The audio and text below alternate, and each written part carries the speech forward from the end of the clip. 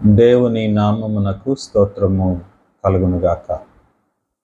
ఈ దినము కొరకు ఏర్పరచబడిన వేదవాక్య భాగమును జ్ఞాపకం చేసుకుందాం. పరిశుద్ధుడైన లూకా వ్రాసిన సువార్త 1వ అధ్యాయము 38వ వచనము. అందుకు మరియా, ఇదిగో ప్రభు దాసురాలను, నీ మాట చొప్పున నాకు జరుగునుగాక అని. ప్రభునందు ప్రేమైన దేవుని బిడ్డలారా, దేవుని యొక్క మహాకృపను బట్టి, ప్రేమను బట్టి, ప్రభు యొక్క పాద సన్నిధిలో ప్రభు బిడ్డలుగా మనమందరము ఏకీభవించడానికి, ప్రభువును స్తుతించి మహిమపరచుకునడానికి దేవుడు అనుగ్రహించిన ఈ మంచి సమయాన్ని బట్టి దేవునికి నేను వందనాలు, స్తుతులు, స్తోత్రాలు చెల్లిస్తూ ఉన్నాను. ఈ దినమున చదవబడినటువంటి లేఖన భాగాన్ని మనం పరిశీలన చేస్తే, ఇందులో మరియమ్మ తల్లికి దేవుని యొక్క సువర్తమానము అందించబడటం అనేది మనం గమనించగలుగుతాం. పరిశుద్ధుడైన గబ్రియేలు దూత మరియ తల్లి దగ్గరకు వచ్చి ఆమెను దర్శించి, అమ్మా నీకు శుభము అని చెప్పినప్పుడు ఆమె బహుగా తొందరపడి ఆ శుభవచనం ఏమిటో అని ఆలోచించుకొని ఉండగా, ప్రభు యొక్క దూత భయపడవద్దమ్మా, ఇదిగో నీవు గర్భము ధరించి ఒక కుమారుని కంటావు, ఆయన గొప్పవాడై సర్వోన్నతుని కుమారుడు అనబడతాడు అని చెప్పినప్పుడు, మరియమ్మ తల్లి, ఇది నాకు ఎలాగో తెలుస్తుంది, నేను పురుషుని ఎరుగనిదాననే అని దూతతో ప్రశ్నించినప్పుడు, దూత చెప్పినటువంటి మాట ప్రభు చెప్పిన ఏ మాట వ్యర్థము కాదమ్మా, ఇదిగో నీ బంధువైనటువంటి ఎలిజబెత్ అమ్మ ఇప్పుడు 6 నెలల గర్భవతి, గొడ్రాలనబడిన ఆమెకు ఇది 6వ మాసము. కాబట్టి నీవు దేవుని యొక్క ఉద్దేశాన్ని, ఆయన చిత్తాన్ని నెరవేర్చేటువంటి దానవు అవుతావా కాదా అని ప్రశ్నించినప్పుడు, మరియమ్మ తల్లి చెప్పినటువంటి సమాధానము ఇక్కడ మనం జ్ఞాపకం చేసుకుంటూ ఉన్నాం. ప్రియ దేవుని బిడ్డలారా, దేవుని యొక్క పరిశుద్ధమైనటువంటి సన్నిధిలో ఈ క్రిస్మస్లో మరియమ్మ తల్లిని గురించి అనేక విధాలుగా మనం ధ్యానం చేసి ఉంటాం, ఆరాధించుకొని ఉంటాం, లెక్కలేనన్నటువంటి ప్రసంగాలు మనం విని ఉంటాం. కానీ ప్రభు యొక్క ఉద్దేశం ఏమిటి? మరియమ్మ తల్లినే ఆయన ఎందుకు తన తల్లిగా ఎంచుకున్నాడు అనేది మనం గమనించినట్లయితే, చాలా భాష్యాలు మనకు తెలుస్తాయి, మనకు దొరుకుతాయి, మనం విని ఉంటాం కూడా. ఆమె పరిశుద్ధురాలు అని, కన్యక అని, ఎటువంటి లోపము పాపము లేనటువంటి స్త్రీ అని, దేవుని యొక్క కృప కొరకు కనిపెట్టుకొనగలిగినటువంటి స్త్రీ అని, ఆమె ప్రార్థనలో ఉన్నప్పుడే దూత యొక్క దర్శనము అనేది దొరికింది అని, అనేక రకాలైనటువంటి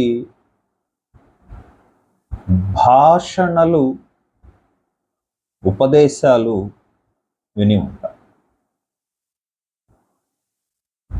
కానీ పరిశుద్ధ గ్రంథం ఒక మాట తెలియచేస్తూ ఉంది.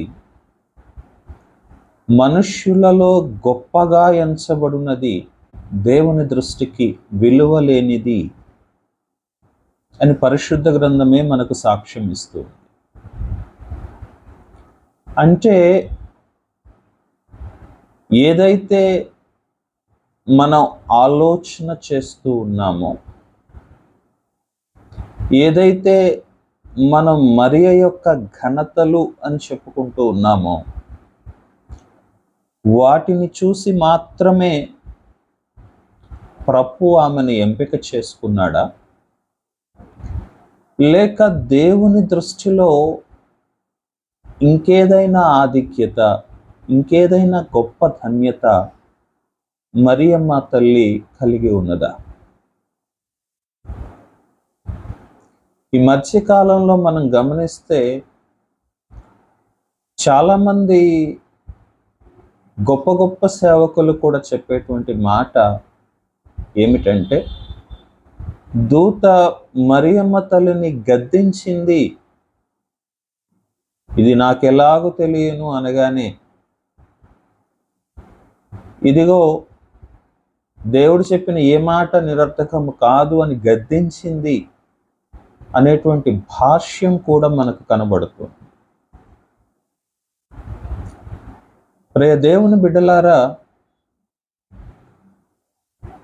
ఇక్కడ మనం చూసినట్లయితే మరియమ్మ తల్లి యొక్క అనుమతి కొరకు వచ్చినట్లుగా ఈ సంభాషణ అంతా కూడా మనకు కనబడుతుంది. చివరిలో మరియమ్మ తల్లి చెప్పినటువంటి మాటను మరొకసారి మనం చూసుకుంటే, ఇదిగో ప్రభు దాసురాలను, ఆయన చిత్త ప్రకారము నాకు జరుగునుగాక, ఆయన చిత్తమే సిద్ధించును కాక అని మరియమ్మ తల్లి పలకడం మనం చూస్తే, ఆ తరువాత దేవుని యొక్క దూత నిష్క్రమించడం మనం గమనిస్తే, దేవుని యొక్క దూత సువర్తమానము తెలియచేయడానికి మాత్రమే కాదు, మరియమ్మ తల్లి యొక్క అనుమతిని తీసుకోవడానికి కూడా అక్కడకు వచ్చింది అనేది మనం గమనించాల్సినటువంటి అంశం. ఎందుకు ఈ విధమైనటువంటి అనుమతి అవసరమైంది అని మనం చూస్తే, యూదా సాంప్రదాయాలలో యూదులకు ప్రభు అనుగ్రహించిన ధర్మశాస్త్రంలో కొన్ని ఖచ్చితమైన ఖండితమైనటువంటి నియమాలు ఉన్నాయి. వాటి వెలుగులో ఈ సంఘటనను మనం పరిశీలన చేస్తే, మరియమ్మ తల్లిలో ఉన్నటువంటి మరొక గొప్ప ఆధిక్యత, లేక ఆమెలో ఉన్న ఒక గొప్ప లక్షణము అనేది మనకు కనబడుతుంది. ప్రేమైనటువంటి దేవుని బిడ్డలారా, మరియమ్మ తల్లిని దేవుని యొక్క దూత దర్శించి ఈ సమాచారము అందించేటువంటి సమయానికి పరిశుద్ధ గ్రంథము తెలియచేస్తూ ఉన్న మాట, దావీదు వంశస్థుడైనటువంటి యోసేపు అను పురుషునికి ప్రదానము చేయబడి వారిరువురు ఏకము కాకమునుపు దేవుని దూత వారిని దర్శించెను, ఆమెను దర్శించెను అనే మాట మనకు కనబడుతుంది. ప్రేమైనటువంటి దేవుని బిడ్డలారా, ఈ మాటను మనం గమనించినట్లయితే మరియమ్మ తల్లి పొందుకోవలసినటువంటి, నడవాల్సినటువంటి అనుభవాలను ఆమె బేరీజు వేసుకొని ఉండవచ్చు. ఎందుకంటే ఆమె ప్రశ్నించినటువంటి ప్రశ్న, నేను పురుషుని ఎరుగని దాననే. అంటే ఈమెకు ఇశ్రాయేలీయుల యొక్క ధర్మశాస్త్రము, నియమ నిబంధనలు, అందుకు విధించబడేటువంటి శిక్షలు ఆమెకు తెలిసి ఉండవచ్చు. కాబట్టి ఆ శిక్షను భరించడానికి, వహించడానికి ఆమె తనను తాను సిద్ధపరచుకొని దేవుని యొక్క సన్నిధిలో దేవుని యొక్క బిడ్డగా తనను తాను అప్పగించుకున్నది అనేది ఇక్కడ మనం గమనించాల్సిన అంశం. ఏమిటి ఇశ్రాయేలు ధర్మశాస్త్రం చెప్తూ ఉన్నటువంటి విషయం? ఏ కన్యక అయినా వివాహమునకు పూర్వము గర్భవతి అయితే ఆమె జారత్వము జరిగించినది అని నిర్ణయించి ఆమెను రాళ్లతో కొట్టి చంపాలి అని ధర్మశాస్త్రం చెప్తూ, అలాగు చేసి ఇశ్రాయేలులో నుండి పాపమును పరిహరించు వారగుదురు అని ప్రభు యొక్క వాక్యము సాక్ష్యం ఇస్తుంది. ఇక్కడ దేవుని దూత వచ్చి మరియమ్మ తల్లితో చెప్తూ ఉన్నటువంటి మాట, అమ్మా, నీవు గర్భము ధరించి ఒక కుమారుని కందువు అని చెప్పినప్పుడు మరియమ్మ తల్లి ప్రశ్న అడగటంలో ఉన్నటువంటి ఔచిత్యం ఇదే. ఎందుకంటే తాను ప్రదానము చేయబడింది. ఒక వ్యక్తి కుటుంబంలోనికి ఆమె ప్రవేశించబోతూ ఉంది. ఉన్నతమైనటువంటి కుటుంబ జీవనము, ఇశ్రాయేలులో గౌరవనీయమైనటువంటి సమాజంలో ఒక గౌరవనీయమైన స్థానము ఆమె పొందుకొనబోతూ ఉంది. ప్రశాంతముగా, సమాధానముగా జరిగేటువంటి జీవితము, స్థితి ఆమె కలిగి ఉంది ఆ సమయాన్ని. కానీ సడన్గా దేవుని దూత వచ్చి చెబుతూ ఉంది, నీవు గర్భము ధరించాలి, సర్వోన్నతుని శక్తిని మీదకు దిగి వచ్చినప్పుడు ఆ ప్రభువే నీ గర్భ కుహరములోనికి ప్రవేశించి తన శక్తిని తాను ఇముడ్చుకొని ఒక చిన్న కణ రూపములోనికి మార్చబడి అక్కడ నుంచి క్రమముగా అభివృద్ధి పొంది ఒక మానవుని రూపములో నీకు కుమారుడిగా ఆయన జన్మించబోతూ ఉన్నాడు అని చెప్పినప్పుడు మరియమ్మ తల్లి ఇవన్నీ ఆలోచన చేసి ఉంటుంది. ఇదిగో, నా జీవితంలో ఆ గౌరవనీయమైనటువంటి స్థానము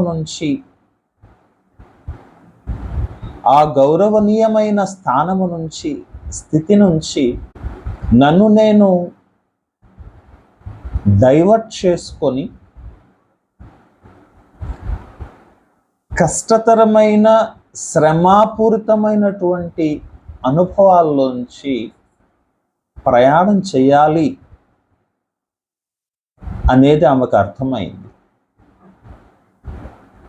ప్రేమైనటువంటి దేవుని బిడ్డలారా, అక్కడ కాన్సిక్వెన్సెస్ మనం గమనించినట్లయితే, యోసేపు ఆమెను తృణీకరిస్తే సమాజంలో ఒక పతితలాగా లేదా జారత్వము జరిగించిన స్త్రీలాగా తన జీవితం అంతా గడపాల్సిందే. ఆమె తల్లిదండ్రులు ఆమె మీద నేరారోపణ చేస్తే సమాజమంతా కూడి వచ్చి ఆమెను గ్రామము బయటకు పట్టణము వెలుపలకు రాళ్లతో కొట్టుకుంటూ తరిమి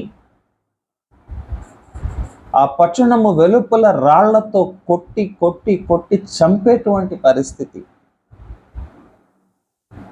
ఒకటి గౌరవం పోతూ ఉంది, రెండవది ప్రాణం పోతూ ఉంది, మూడవది తాను అనుకున్నటువంటి ఆ గౌరవనీయమైనటువంటి స్థితి లేక స్థానము ఆమెకు దొరకటం లేదు. సమాధానకరమైనటువంటి జీవితము ఆమె ముందు లేదు. అయినప్పటికీ దేవుని యొక్క సన్నిధిలో ఆమె దూతతో చెప్పిన మాట, ఇదిగో ప్రభు దాసురాలను, ఆయన చిత్తమే సిద్ధించునుగాక.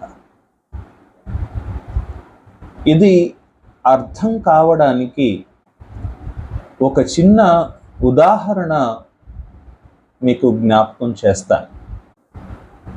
ఒక తండ్రి ఒక కుమారుడు ఇద్దరు కలిసి బజార్లో వెళుతూ ఉన్నారు. పిల్లవాడి వయసు కేవలం 5 సంవత్సరాలు. బజార్లో వెళుతూ ఉన్నప్పుడు అక్కడ ఒక మిఠాయి దుకాణము కనపడింది, స్వీట్ షాప్ కనపడింది. అక్కడ ఉన్నటువంటి ఒక స్వీట్ని చూడగానే ఈ పిల్లవాడు అడిగాడు, నాన్న నాన్న నాకు అది కావాలి అని అడిగాడు. అడిగినప్పుడు ఈ తండ్రి అది కొనిపించాలని అనుకున్నాడు, కానీ ఆయన దగ్గర దాన్ని కొనగలిగిన స్తోమత కానీ ధనం కానీ లేదు. అదే మాట ఆ కుమారునితో చెప్పి, నాన్న దగ్గర ఇప్పుడు డబ్బులు లేవు, కాబట్టి ఉన్నప్పుడు కొనిపిస్తానులే అని సముదాయించి తీసుకొని వెళ్ళాడు. ఆ పిల్లవాడు ఇంటికి వెళ్ళినా కూడా ఆ స్వీట్ గుర్తొస్తూ ఉంటుంది. మా నాన్న నాకు ఎప్పుడు తీసుకొస్తాడు,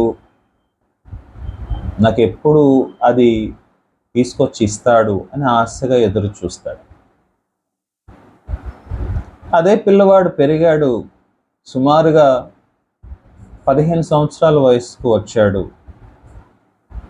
మరలా అటువంటి సందర్భమే తటస్థించింది. వారిద్దరూ కలిసి, తండ్రి కుమారుడు ఇద్దరూ కలిసి తిరిగి అదే బజార్లో వెళుతూ ఉన్నారు. ఆ స్వీట్ షాప్ దగ్గరకు రాగానే స్వీట్ చూసినప్పుడు పిల్లవాడికి అది తినాలి అని ఆశ కలిగింది. నాన్న అడిగాడు, నాన్న నాకు అది కొనిపించువా? కానీ తండ్రి మరలా అదే సమాధానం చెప్పాడు, రే నాన్న, నా దగ్గర డబ్బులు లేవురా, మన ఇల్లు గడవడమే కష్టంగా ఉంది, కాబట్టి ఇది తర్వాత మనకి డబ్బులు వచ్చినప్పుడు లేదా డబ్బులు ఉన్నప్పుడు చూద్దాంలే మరొకసారి అని చెప్పగానే వీడికి కోపం వచ్చింది. ఏంటి నాన్న, ఎప్పుడు అడిగినా ఏది అడిగినా డబ్బులు లేదంటావు అని నిష్ఠూరంగా కోపంగా మాట్లాడి వెనక్కి తిరిగి తండ్రిని విడిచిపెట్టి ఇంటికి వెళ్ళిపోయాడు. మరలా మరి కొంతకాలం గడిచింది. పిల్లవాడు సుమారుగా 25 సంవత్సరాల వయసు వాడయ్యాడు. మరలా అటువంటి సందర్భమే ఎదురయ్యింది. ఈసారి వారిద్దరు కలిసి వెళుతూ ఉన్నప్పుడు మరలా అదే స్వీట్ షాప్ ముందుగా వెళ్ళేటువంటి సందర్భం వచ్చింది. ఈసారి ఆ పిల్లవాడు ఆ స్వీట్ షాప్ వైపు చూడలేదు. ఎందుకంటే వాడికి ఇప్పుడు అవగాహన వచ్చింది, తన తండ్రి తన కోసం, తన కుటుంబం కోసం ఎంతగా కష్టపడుతూ ఉన్నాడో, ఎంత శ్రమ పడుతూ ఉన్నాడో. ఆ డబ్బులు సంపాదించి తమను పోషించడానికి ఆయన పడుతున్నటువంటి కష్టం ఏమిటో ఆ కుమారుడికి అర్థమైంది. అందుకే ఆ స్వీట్ షాప్ వైపు చూడకుండా తండ్రితో కలిసి మౌనంగా వెళ్ళిపోయాడు. దేవుని బిడ్డలారా, మరికొంతకాలం గడిచింది. సుమారుగా 26, 27 సంవత్సరాల వయసులో ఆ పిల్లాడికి మంచి ఉద్యోగం వచ్చింది. ఫస్ట్ జీతం వచ్చింది. ఆ జీతం డబ్బులు చేతిలో పడగానే ఆ పిల్లవాడికి ఏం చేసి ఉంటాడు? వాడి చిన్నతనం నుంచి ఆ స్వీట్ తినాలని ఆశ. అది ఇంతవరకు వాడు టేస్ట్ కూడా చూడలేదు. ఆ స్వీట్ కొనుక్కుంటాడా? ఆ పిల్లవాడు ఏం చేశాడో తెలుసా? గబగబా షాప్కు వెళ్ళాడు. మంచి జత బట్టలు కొన్నాడు. మంచి చెప్పుల జత తీసుకొని ఇంటికి వెళ్ళి వాళ్ళ నాన్నకి ఇచ్చాడు. నాన్న, నీకోసం ఈ బట్టలు తీసుకొని వచ్చాను, ఈ చెప్పులు తీసుకొని వచ్చాను, వేసుకో. ఎందుకురా ఇప్పుడు ఇవన్నీ? నీకు మంచి ఉద్యోగం వచ్చింది, మంచి జీతం వచ్చేటువంటి ఉద్యోగం వచ్చింది, జీతం వచ్చింది, నీకు నచ్చినవి కొనుక్కోవచ్చు కదమ్మా అన్న తండ్రి అంటే ఆ కుమారుడు అనే మాట ఏంటో తెలుసా? నాన్న, ఇంతకాలం మా కోసం ఎంతగానో కష్టపడ్డావు, మాకు మంచి జీవితం ఇవ్వడానికి నువ్వు చిరిగిపోయిన బట్టలు కుట్టుకొని వేసుకున్నావు, తెగిపోయిన చెప్పులు కుట్టుకొని తొడుక్కున్నావు. ఇప్పుడు నాకు ఉద్యోగం వచ్చింది, నేను నిన్ను సంతోషపెట్టొద్దా? నువ్వు పడిన కష్టాన్ని తీర్చకపోతే మానే కనీసం కొంచెం పంచుకోవద్దా అని అడిగాడట. ప్రేమనేటువంటి దేవుని బిడ్డలారు, ఇక్కడ గమనించండి, క్రైస్తవులు కూడా ఇలాగే ఉంటారు. దేవుని యొక్క సన్నిధిలో, దేవా మాకు ఆశీర్వాదం ఇవ్వు, ఈ ఆశీర్వాదం ఇవ్వు, మమ్మల్ని ఇలాగ సంతోషపెట్టు అని అడిగి, ఒకవేళ దేవుడు ఇప్పుడు కాదమ్మా ఇంకా సమయం ఉంది అంటే బొంగమూతి పెట్టుకొని అప్పటికి మౌనంగా ఉన్నా దాని గురించే ఆలోచన చేస్తూ, దాని గురించే ఎదురు చూస్తూ, దానికోసం ఎప్పుడెప్పుడు అది నా జీవితంలో దొరుకుతుందా అని ఎదురు చూసేటువంటి క్రైస్తవులు ఉన్నారు.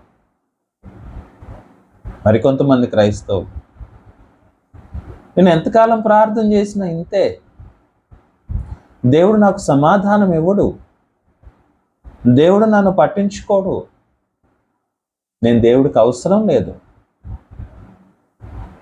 అని తిరుగుబాటు చేసేటువంటి యవనస్తులను పోలి ఉన్నారు. కానీ చాలా కొద్ది మంది క్రైస్తవులు, నా తండ్రిని నేను పెట్టాలి, నా తండ్రి సంతోషపడితే నేను చూడాలి అనుకునేటువంటి క్రైస్తవులు ఉన్నారు. దానికోసం ఎంత కష్టమైనా భరించేటువంటి క్రైస్తవులు ఉన్నారు. దేవుని బిడ్డలారా, నేను అంటాను, మరియమ్మ తల్లి ఆ కోవలోకి చెందిందే. ఆమె అనుకున్నది, నా జీవితంలో ముందున్నటువంటిది మరణకరమైనటువంటి మార్గమే, అవమానకరమైనటువంటి మార్గమే, ఎందుకు పనికిరానటువంటిది, నేను ఊహించనటువంటిది, నేను కోరుకోనటువంటి మార్గమే. కానీ నా తండ్రికి ఇష్టమైంది కదా, నా తండ్రిని సంతోషపెట్టాలి కదా, నా తండ్రి సంతోషపడితే చూసి సంతోషించేటువంటి జీవితం కావాలి కదా నాది. ఆయన సంతోషపెట్టేటువంటి మార్గం ఇదే అయితే నేను ఇదే చేస్తాను. ప్రేమైనటువంటి దేవుని బిడ్డ, కాబట్టి ఆమె జీవితమే ఒక అద్భుతంగా మార్చబడింది. ఎలిజబెత్ అంటూ ఉంది, నా ప్రభువు తల్లి నా దగ్గరకు వచ్చుట ఎలాగూ తటస్థించింది. దేవుని బిడ్డలారా, ఆమె పాదముల సవ్వడి వినగానే, ఆమె అడుగుల చప్పుడు వినగానే ఎలిజబెత్ అమ్మ గర్భంలో ఉన్నటువంటి శిశువు గంతులు వేస్తూ ఉంది. ఎలా గంతులు వేస్తూ ఉందండి? ఆనందముతో గంతులు వేస్తూ ఉంది. ఎంత అద్భుతమో కదా. మరియమ్మ తల్లి పరిశుద్ధాత్మతో నిండుకొని సాక్ష్యం ఇస్తూ ఉంది. అన్ని తరముల వారు నన్ను ధన్యురాలు అందురు. ప్రేమైనటువంటి దేవుని బిడ్డ, మరియమ్మ తల్లిలో ఉన్నటువంటి గొప్పతనం అదే. తన ముందున్నటువంటిది, తను నడవాల్సినటువంటిది మరణకరమైనటువంటిది, తనకిష్టం లేనిది. నిజమే కదా. శ్రమల్లోంచి నడవాలని ఎవరు కోరుకుంటారు? శోధనలు కావాలని ఎవరు కోరుకుంటారు? ఇదిగో ఈ కార్యము నా జీవితంలో జరిగితే చూసిన తెలిసిన వారు నన్ను చంపేస్తారు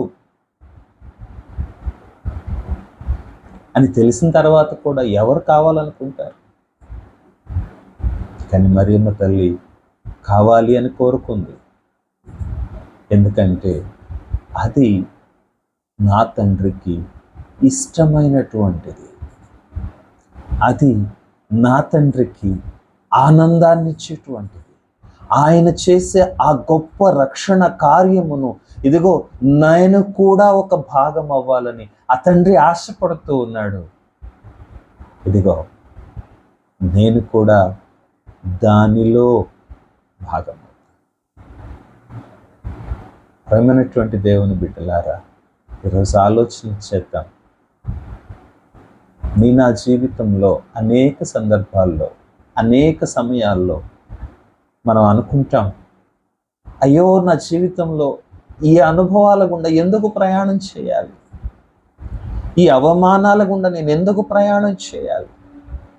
ఈ వేదనల గుండా నేను ఎందుకు ప్రయాణం చేయాలి?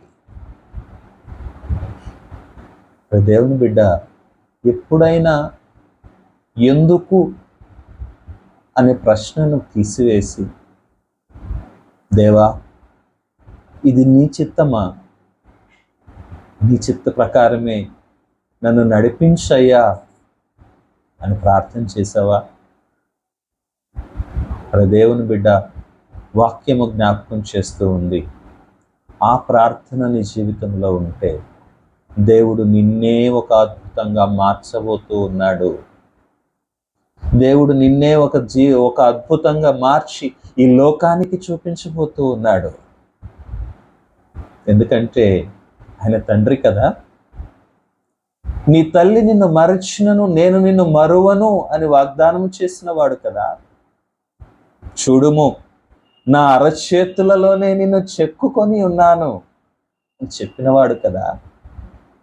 నిమిషం మాత్రమున నిన్ను విసర్జించి తిని గొప్ప వాత్సల్యముతో నిన్ను తిరిగి నా దగ్గరకు తీసుకుంటాను అని చెప్పినటువంటి వాడు కదా. ఈరోజు ఆలోచన చేద్దాం. మరియమ్మ తల్లి లోబడింది, దేవుని చిత్తానికి సమర్పించుకుంది, తన జీవితమే ఒక అద్భుతంగా మార్చుకుంది. దేవుని బిడ్డ, అందుకు ప్రభు ఆమెను కోరుకున్నాడు. అందుకు ప్రభు ఆమెను ఎన్నిక చేసుకున్నాడు. నేనేం చెప్పినా నా బిడ్డ కాదందు. నేను ఏ మార్గంలో నడిపించాలని కోరుకున్నా నా బిడ్డ వద్దు అనదు. ఈరోజు నువ్వే మార్గంలో నడవాలనుకుంటున్నావు? నీ ఆలోచనకు, నీ మనస్సుకు నచ్చిన మార్గంలోనా? దేవుని చిత్తమైన మార్గంలోనా? దేవుని బిడ్డలారా గమనించండి. సామెతకారుడు అంటాడు, ఒకని ఎదుట సరి అయినదిగా కనబడు మార్గము కలదు, తుదకు అది మరణమునకే దారితీయ. నీ ఇష్టం, నీ ఆలోచన మరణం దగ్గరకు తీసుకువెళ్తుందట. ఆయన ఆజ్ఞలను అనుసరించి నడుచుకుని వారు జీవము గలవారు. ఆయన వాక్య ప్రకారం నడుచుకుంటే, ఆయన ఇష్ట ప్రకారం నడుచుకుంటే అది జీవములోనికి నడిపిస్తుందట. ఈరోజు నువ్వేమి ఎంపిక చేసుకుంటూ ఉన్నావు? మరియమ్మ తల్లి జీవమార్గాన్ని ఎంపిక చేసుకుంది. తానే ఒక అద్భుతంగా మన ఎదుట నిలబడింది. ఈరోజు నువ్వు దేవుని అద్భుతంగా కనపడాలి అని ప్రభు కోరుకుంటూ ఉన్నాడు. నిజమే, రాకడ సమీపం అవుతుంది. సూచనలు కనబడుతూ ఉన్నాయి. ప్రపంచం అంతా ఆయన రాకడ కొరకు సిద్ధపడుతూ ఉంది. ఈ సమయంలో నువ్వు నేను ఆయన అద్భుతంగా మారాలి, ఆయన అద్భుతంగా కనపడాలి అని ప్రభు కోరుకున్నాడు, కోరుకుంటూ ఉన్నాడు, మనల్ని పిలుస్తూ ఉన్నాడు. ఆయన మాటకు లోబడి ఆయన బిడ్డలుగా, ప్రభువా నీ చిత్తమే సిద్ధించునుగాక, నేను నీ కుమారుణ్ణి, నీ బిడ్డను ప్రభువా, నీ కుమార్తెను ప్రభువా అని ప్రభు పాదాల దగ్గరకు వద్దాము. అట్టి కృప పరిశుద్ధాత్మ దేవుడు మనకు అనుగ్రహించి ఆశీర్వదించునుగాక. ఆమేన్.